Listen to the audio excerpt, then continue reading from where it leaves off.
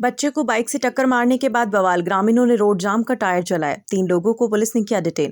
राजसमंद जिले के आमेट के जलोला में बाइक से एक बच्चे को मंगलवार शाम टक्कर मारने के बाद विवाद बढ़ गया। बुधवार सुबह 9 बजे कार्यवाही की मांग को लेकर ग्रामीण सड़क पर उतर आए।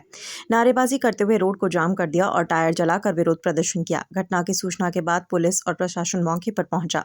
करीब 3 घंटे की समझाइश के बाद मामला शांत करवाकर जाम खुलवाया।